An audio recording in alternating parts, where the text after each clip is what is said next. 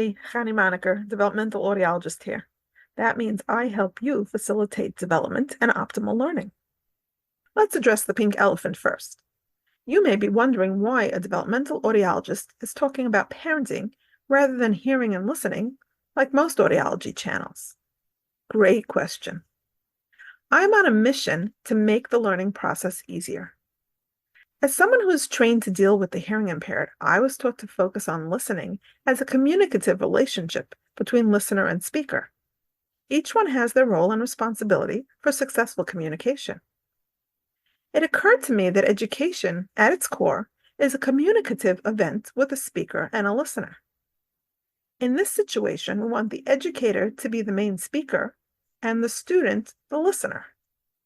I help improve the education process by doing assessments at the Hearing Kids Clinic to see how well the listener's physiological function, their body, serves them to listen. And I do parent and teacher trainings to help these educators be better speakers by providing an understanding of their audience, the individual student who is not understanding what the educator is trying to communicate.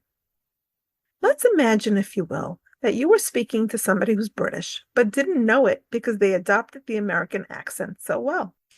The subtle language differences would make for some very interesting, unexpected outcomes, and you wouldn't know why or how you need to adjust without learning this person is really British, or Australian, or African, right? There are actually a lot of countries that learn English, but with subtle differences.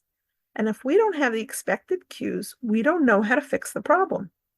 Well, if you aren't getting the results you expect when educating your child, be it as a parent or a teacher, then something is getting lost in translation.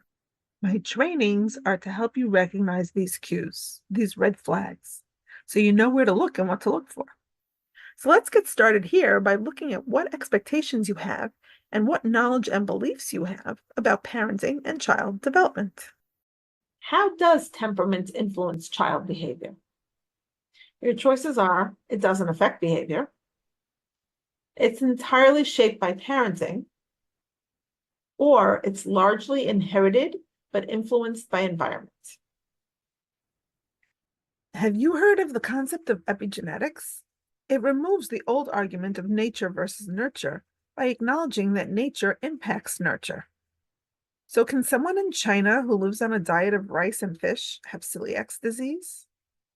It certainly won't be manifest. We would only know by feeding him gluten or actually doing genetic testing.